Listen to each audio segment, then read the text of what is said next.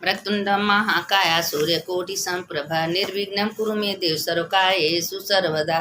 मंगलम भगवान विष्णु मंगलम गरुड़ध्वज मंगलम पुंडरीकाक्ष मंगलाय तनो हरि। शंकर शंकर हर हर शंकर शंकर शंकर जय जय शंकर। मंगल भवन मंगल हारी उमा जपत ए त्रिपुरारी। विश्वनाथ मम नाथ पुरारी त्रिभुवन महिमा विदित तुम्हारी। देखिए ये सब मंत्र बोलना चाहिए।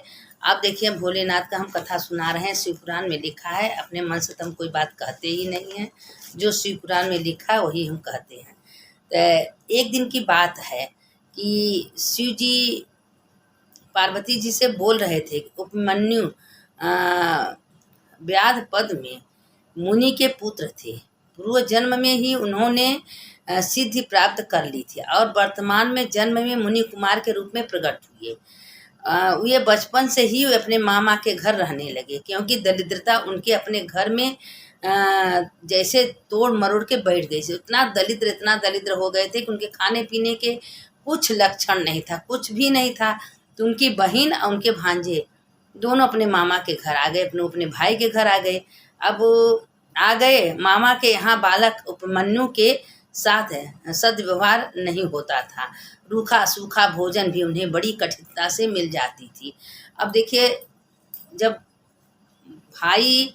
भाई तो ठीक रहता है, भौजाई अगर जान जाती है कि मेरे ननद को कहीं ठिकान नहीं है, ये गरीब हैं, इनके खाने पीने का नहीं, तो भाभी कभी ननद का इज्जत सम्मान नहीं करती हैं। और उनके पास अगर बच्चा है तो बच्चे का तो भी कदर करती हैं, ना बच्चे को कुछ खाने को देंगी जल्दी, ना इज्जत करेंगी। लेकिन भाई क्या करे, भाई दिन भर रह के घर में तो देखता ही नहीं है। अब उसमें क्या हुआ, किसी तरह से रहकर बचपन गुजार रहे थे। एक दिन बालक उपमन्यु को कहीं से थोड़ा सा दूध पीने को मिला। बालक ही तो था, अब उसको दूध मिला। उसने किसी तरह कुछ बीजों का संग्रह किया तथा उन्हीं के पानी में पीसकर नकली दूध बनाया और बालक उपमन्यु को दे दिया। उसकी माँ कहीं से कुछ मिला था, उसको पीस के दे दिया और उसने फेंक दिया। कहे माँ इसमें दूध तो नहीं है, दूध में स्वाद ही नहीं है। उपमन्यु की आंखों से आंसू पोंछती हुई उसकी कहा, बेटा इस दरिद्र के लिए भाग्य में दूध नहीं है बेटा, हम लोग के भाग में दूध नहीं है बेटा। जो रोखी सूखी मिल रहा है वही खा लीजिए। भगवान किसी को ऐसा दुख न दे कि अपने ससुराल में अगर नहीं रहता है तो मायके वाला भी उसको नहीं पूछते हैं। और मेन करके तो भाभियाँ तो एकदम नहीं पूछती हैं ननद को। अब उसने दूध कहाँ से लाए, भगवान शिव की कृपा से जा तो कोई वस्तु अलभ्य नहीं है। इसलिए यदि तूने दूध पीना चाहते हो तो आशुतोष महादेव भोले भंडारी महादेव का तपस्या करो, जाओ भगवान का तपस्या करो, भगवान तुमको दूध दे देंगे पीने के लिए। अब वो तपस्या करने के लिए आशुतोष शिव की उपासना करो, दूसरा कोई उपाय नहीं है। अब वो माँ गुस्से में तो बोल दी उपमन्यु को। उपमन्यु 5-6 साल का छोटा सा बालक। और माता की बात सुनकर बालक उपमन्यु शिव जी की आराधना करने निश्चय कर लिया कि मैं शिव जी से ही दूध मांग के पीऊँगा। क्योंकि जब वो गाय लगाती थी उसकी भाभी दूध अपने लड़के को भर भर के लोटा दूध देती थी, और वो बेचारा मांगता था, उसको कुछ नहीं देती थी। और उसका लड़का खूब मोटा तगड़ा था, उसको दूध पिला पिला के धर देती थी और बच्चे को थोड़ा सा दूध नहीं देती। वही कहते हैं कि दुनिया में किताब शास्त्र गलत नहीं लिखा है। आज के भी समय में ऐसे ऐसे जीव भगवान बनाए हैं, कोई अपने बच्चों को लोग बढ़िया बढ़िया भोजन देंगे, खाने को देंगे, पीने को देंगे, और वही अगर कोई दूसरे का बच्चा आ जाएगा तो उसका लोग कदर नहीं करेंगे। कुछ के तो बच्चा तो वो तो भी है, बच्चा देखिए उनके अंदर कलछल नहीं होता है। अब माता की बात सुनकर बालक उपमन्यु शिव जी की आराधना करने का निश्चय किया। तपस्या के लिए हिमाचल पर्वत पर गए। उन्होंने 8 ईंटों का एक मंदिर बनाकर उसमें शिव पार्वती की प्रतिमा स्थापित की। तत्पश्चात भक्ति भाव से वे भगवान शंकर की पूजा करने लगा। दीर्घ काल तक उन्होंने शिव जी की कृपा प्राप्ति के लिए कठोर तप किया। करते करते उपमन्यु इतना तपस्या किया कि बालक उपमन्यु की तपस्या के ताप से तीनों लोग जलने लगा। देवगढ़ घबरा गए, कौन ऐसा तपस्या कर रहा है, हाहाकार मच गया है, कौन ऐसा बालक है। अब इंद्र तो पहले डराने लगते हैं कि कोई तपस्या करता है तो इंद्र डराते कि मेरा इंद्रासन न ले ले। इंद्र पहले कांपने लगते हैं। अब अपने गढ़ों भेज दिए, जाओ पता लगाओ कौन ऐसा तपस्या कर रहा है कि इंद्रासन हिलने लगा। बालक उपमन्यु की तपस्या के ताप से तीनों लोग जलने लगा। देवगण घबराकर महेश्वर जी के पास गए और बोले, प्रभो, बालक उपमन्यु की तपस्या के तेज से हम लोग भयभीत हैं। आप प्रसन्न करके उनको कठोर तप कर रहे हैं, आप उन्हें दर्शन दीजिए, दर्शन दीजिए, संतुष्ट करिए। देवताओं की प्रार्थना में परमेश्वर शिव उपमन्यु की भक्ति की परीक्षा लेने के लिए पधारे। उस समय शिव जी ने देवगण इंद्र को पार्वती के सची का और नंदी के ऐरावत हाथी का रूप धारण कर लिया। इंद्रधारी रूप शिव ने बालक उपमन्यु को, देखिए भगवान परीक्षा लेने के लिए इंद्र का रूप धारी करके ऐरावत हाथी पर उपमन्यु के पास चले गए। मांगने ने गया। उपमन्यु ने उनसे एकमात्र बालक उपमन्यु शिव जी के अतिरिक्त किसी से कुछ भी लेना स्वीकार न किया था। शिव जी निंदा से क्रोधित होकर इंद्र रूप शिव जी को मारने के लिए अघोर शस्त्र चला दिया। अघोर शस्त्र किसे जब ऐरावत रूपी नदी द्वारा पकड़ लिया, तब उपमन्यु स्वयं ही जला डालने का निश्चय कर लिया। अचल निष्ठा देकर भगवती पार्वती तथा नंदी समेत अपने वास्तविक रूप में प्रकट हो गए। और बालक का तपस्या देख के नंदी, पार्वती, गणेश, कार्तिक अपने रूप में आ गए। सब गए थे उनके पास, उपमन्यु के पास। सिर्फ दूध के कारण से इतना बड़ा तपस्या वो लड़का ने किया था। परमात्मा शिव जी ने उपमन्यु मस्तक पर सूंघा और कहा, बस आज से मैं तुम्हारा पिता हूँ और जगदम्बा पार्वती है तुम्हारी माता है। मैं तुम्हारे लिए दूध, दही, मधु के सहस्त्रों समुद्र देता हूँ। सहस्त्र समुद्र तुमको हम देता हूँ। तुमको जितना चाहे उतना तुम दूध पियो, प्रदान करो। इस प्रकार अपने भक्त के सब प्रकार संतुष्ट हो परमेश्वर शिव, शिवा और नंदी सहित वही अंतर ध्यान हो गए। उपमन्यु ने प्रसन्नता पूर्वक घर लौटकर सारी बातें अपनी माँ को बतलाई। माता के आनंद की सीमा न रही। उपमन्यु सखी और सबके पूज्य हो गए। अब माँ का ठिकाना नहीं रही। इतनी खुश माँ हो गई कि मेरा बेटा तपस्या करके विजय प्राप्त कर लिया। दूध दही का नदी चलने लगा। इतना दूध, इतना घी, दही, मक्खन, सब बेटा कितना तुम दूध पियोगे। खूब उपमन्यु इतना दूध सबको बांटने लगे। कहे, माँ आप सच बोली हो कि तुमको दूध पीना है तो महादेव का तपस्या करो, आशुतोष का तपस्या करो। अगर आशुतोष का तुम तपस्या करोगे तो तुमको किसी प्रकार का सामग्री कमी नहीं रहेगा। अब वो घर आते ही उसके पास खूब सुंदर महल हो गया। दूध, दही, घी, भंडार, सोना चांदी है सब भर गया। उसके जो मामा थे वो बहुत खुश हुए। मामी जल की राख बबूरा हो गई कि अरे हमारे पास तो एक गाय था। तो कहें, तुम्हारे पास एक गाय था दीदी, लेकिन तुम हमारे बेटे को कभी दूध नहीं पीने को दी। आज मेरा बेटा तपस्या करके सब कुछ प्राप्त कर लिया है। अब उसकी जो भाभी थी अपने ननद के पैर पर गिर गई। कहीं वास्तव में कोई ननद का अपमान नहीं करना चाहिए। ननद का अपमान करने से स्वयं भगवान का अपमान होता है। अगर कोई बेटी, बहन, ननद आते तो उसका सम्मान करिए। जो आपके पास है नमक रोटी खिलाइए, उनको अच्छे से दीजिए, प्यार से बोलिए। बोली मीठा तो है, प्रेम से बोलिए और उसके पास सब कुछ खुश हो जाते हैं। अब वो अपन क्या हुआ कि अब उसका भाभी उसके पैर पर गिर गई। कहे, नहीं भाभी जाने तुम्हारा दोष नहीं है, तुम ऐसा न करती तो आज भोलेनाथ हमको प्राप्त होते। जिंदगी भर हमको तुम्हारा गुलाम बन के रहना पड़ता। आज भोलेनाथ ने हमको घर द्वार, पैसा कौड़ी सब कुछ दे दिया। उपमन्यु बड़े हुए, उनका शादी ब्याह हुआ, उनका परिवार हुआ, लेकिन उपमन्यु भगवान शंकर में लीन हो गए। देखिए तपस्या से, अच्छे कर्म से क्या नहीं मिलता है। हम बार बार आप लोग से कहते अच्छा कर्म करो। अगर अच्छा कर्म करोगे तो भगवान एक दिन आप लोग को छप्पर फाड़ के दे देंगे। क्या नहीं देंगे। आशुतोष हैं, अपने रहते हैं पहाड़ों पर, बर्फ में, अब भक्तों को ठूस ठूस के देते हैं। तो इसलिए बार बार हम कहते हैं कि आप लोग भगवान शंकर को मत छोड़िए, शंकर में लीन हो जाइए। शंकर उठते बैठते भोलेनाथ का जो आराधना करता है, भोलेनाथ उसको कभी नहीं छोड़ते हैं। इसी पर पार्वती माता, शंकर जी बैठे थे कैलाश पर, तो एक कथा सुना रहे थे शंकर जी पार्वती जी को कि देखो पार्वती, एक साथ चोर थे। वो चोर इतनी भिखारी थे, चोरी करते थे, उनका इतना पाप हो गया था कि एक दिन क्या हुआ कि एक गांव में एक लड़की थी, उसको माता माता कह के पुकारने लगे। कहे, माँ मेरा कल्याण करो, मेरा कल्याण करो। कहा इस तरह तो नहीं कर सकते, जब मेरा शादी राजा से होगा तो मेरे कोख से पैदा होना, उसी समय तुम्हारा कल्याण होगा।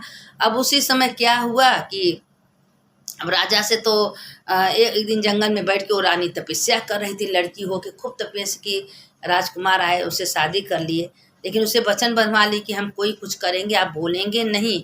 इतनी सुंदर थी कि उनकी सुंदरता में लीन हो गए। तो कहें ठीक है, अपना शादी ब्याह कर लिए। उनको जब बच्चा होने लगा तो 1 2 3 करके 7 बेटे हुए, वो सातों हुए, सातों को ले जाके नदी में बहा देती थी। एक दिन राजा से बर्दाश्त नहीं हुआ, तुम मेरे पुत्रों को क्यों बहा दे रही हो? तब वो रानी कहीं तुम्हारे पुत्र को हम नहीं बहा रहे हैं, तुम्हारे पुत्र श्रापित हैं, उनको हम गंगा जी में डाल रहे हैं और इसी ले जाएंगे, उनके पालेंगे पोसेंगे। कहीं घबराइए मत, एक पुत्र और होगा, वो तुम्हारे पास रहेगा।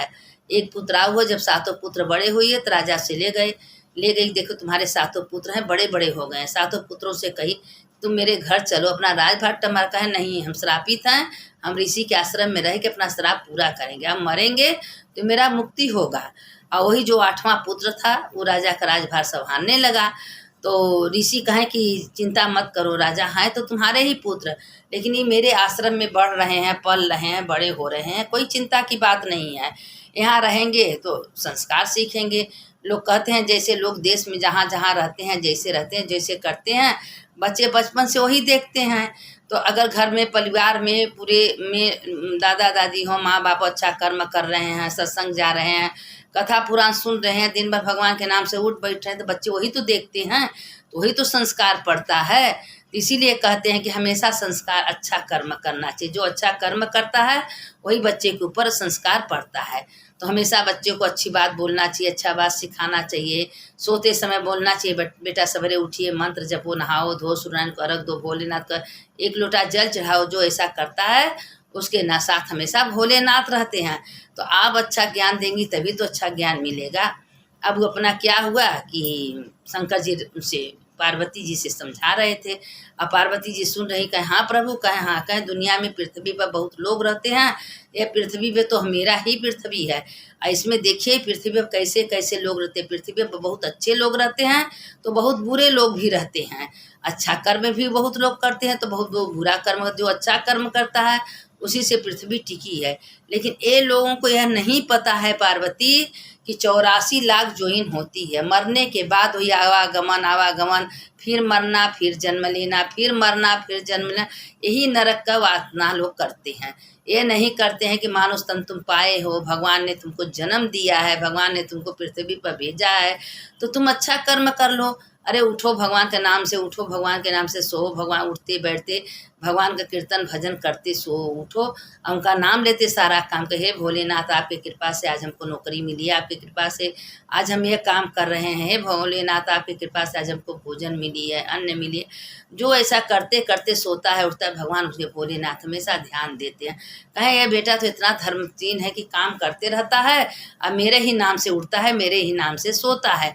क्योंकि भोलेनाथ तो भाई सारे संसार में भले आँख मुने रहते हैं, लेकिन सारे संसार में सबका ध्यान देते रहते हैं कि कौन कर्म कौन किससे कर रहा है, कौन सवेरे नाम लेते रहा है, उठ रहा है, बैठ रहा है, मेरा कथा सुन रहा है, सत्संग कर रहा है, शिव पुराण सुन रहा है, भागवत सुन रहा है, गीता सुन रहा है, कौन कर रहा है। सब भोलेनाथ देखते रहते। लोग नहीं कि 1 मिनट पूजा के घर में बैठ ली, कहीं पूजा कर ली। अरे पूजा तो 24 घंटा का होता है। उठते बैठते चलते फिरते आप जो आवाज़ निकल रहा है, जो हम बोल रहे हैं, हमारे घर अंदर कौन है? भगवान है तो हैं, मेरे शक्ति हम बोल सकते हैं, लेकिन नहीं, भगवान बोल रहे हैं। क्योंकि शिव है तो शरीर है, जिस दिन शिव निकल गए 100 हो गया। तो भगवान ही बोल रहे हैं, भगवान है करवा रहे हैं, भगवान है सब काम कर रहे हैं। लोग कहते हैं करते हो कन्हैया मेरा नाम हो रहा है, तो करते तो सब भगवान है। इंसान कहता है हम बकरी मती बाह बाह करता है, लेकिन करते तो सब भगवान है। इसीलिए भगवान कहते हैं कि मेरे नाम से चलिए, मेरे नाम से। जो भगवान का तप जप करते, पुनर्जन्म में जो बहुत तपस्या करके आए हैं, इस जन्म में एकदम सुखी राज सही भोग रहे हैं। अगर इस जन्म में अच्छा कर्म नहीं करेंगे तो मरे तो वही 84 लाख जो इनमें जाएंगे, नहीं तो अच्छे कर्म करेंगे तो मरने के बाद भी उनका अच्छा जन्म होगा, अच्छे घर में लेंगे। और नहीं ज़्यादा तपस्या करेंगे तो भगवान अपने आत्मा में मिला लेंगे। तो इसीलिए अच्छा कर्म करना चाहिए हमेशा राम राम हरे कृष्णा हरि ओम सीताराम आपका 24 घंटा जप होता रहेगा। हम लोग तो नहीं समझते हैं कि हम क्या कर रहे हैं क्या नहीं कर रहे हैं, लेकिन ऊपर वाला सब देखता है। इसीलिए कहते हैं कि अपना ही कर्म, किसी से मत डराइए, बड़ों से मत डराइए, सास ससुर से मत डराइए, उसी से मत, लेकिन अपने कर्म से डराइए। अपना कर्म कभी किसी का पीछा नहीं छोड़ा है। आप पुनर्जन्म में जो कर्म करके वो कर्म तो आपको भोगना ही होगा।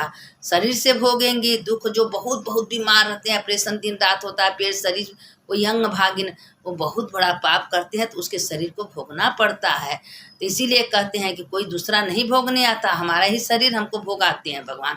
आत्मा तो है लेकिन शरीर में दर्द पीड़ा दुख तकलीफ इसी शरीर में दे के भेजते हैं। यही तुम भोगो, तुम ऐसा कर्म किए हो, और जो भगवान का नाम लेते रहोगे धीरे धीरे धीरे धीरे पाप कटता जाएगा। नाम ही आधारा, कलयुग में नाम ही आधारा है। कलयुग में अरे नहीं कुछ है, विश्वनाथ ममनाथ पुरारी त्रिभुवन महिमा है विधि तो तुम्हारी। हर हर गंगे हर हर महादेव विश्वनाथ ममनाथ पुरारी त्रिभुवन महिमा विदित। तुम्हें कुछ भी मंत्र बोलते रहिए, काम करते रहिए, खाना बनाते रहिए, भगवान का जप पूजा करते रहिए। हर हर महादेव हर हर महादेव हर हर महादेव शंभो काशी विश्वनाथ गंगे माता पार्वती संगे, यही मंत्र बोलिए। अगर कुछ भी बोलेंगी आपका लेखा जोखा होगा, आपका काम भी होगा और कोई पाप भी नहीं बनेगा। जो कोई काम करता है भगवान के श्रेय दे के करता है कि हे भोलेनाथ हमको तो कोई अक्ल बुद्धि ने, आप ही करवा रहे हैं, आप ही कर रहे हैं। भगवान का जब तुम मेरे पर सौंप दियो तो हमें को तो करना पड़ेगा। तो भगवान सारे बोझा भार अपने ऊपर ले लेते हैं। इसीलिए कहते हैं उठते बैठते भगवान का भजन करिए, नाम लीजिए, कीर्तन लीजिए। अरे नहीं सत्संग कर रही हैं, नहीं जा रही, जितना हम भेजते उतने तो सुनिए, उतने में आपका कल्याण हो जाएगा। इसको अपने भेजिए, सबको भेजिए, लाइक करिए, शेयर करिए, सब्सक्राइब करिए। जो करेंगी तो रोज रोज आपके पास अच्छा अच्छा कथा कहानी पहुंचता रहेगा। और अच्छा लगे तो आप दूसरों को भेजिए। सुनने वाले की जय, सुनाने जो कथा सुनाता है उसका तो जय होता है, जो सुनता है उसका भी जय होता है। कथा सत्संग पूजा पाठ कहीं व्यर्थ नहीं जाता है। भोलेनाथ कहते हैं जो 1 लोटा जल मेरे लिए पैदल चल के आता है उसको तो हम छप्पर फाड़ के दे ही देते हैं, क्योंकि असली भक्त मेरा वही होता है। तो इसीलिए कहते हैं देखी देखा नहीं करना, जितना आपके पास शक्ति है उतना करिए। आपके पास समय है मंदिर जाइए, नहीं जाते दिन भर भगवान का नाम लीजिए, उठते बैठते चलते फिरते नाम लीजिए। नहीं कुछ हर हर महादेव हर हर महादेव हर हर महादेव शंभो काशी विश्वनाथ गंगे, यही बोलिए, कुछ बोलिए। शंकर शंकर हर हर शंकर शंकर शंकर जय जय, मंगल भवन मंगल हारी उमा जपत एहि त्रिपुरारी। अच्युतम केशवम राम नारायणम कृष्ण दामोदरम वासुदेवम हरि श्रीधरम माधवम गोपिका वल्लभम जानकी नायकम रामचंद्रम भज। हर हर महादेव घर घर महादेव। सुनने वाले की जय, सुनाने वाले की जय।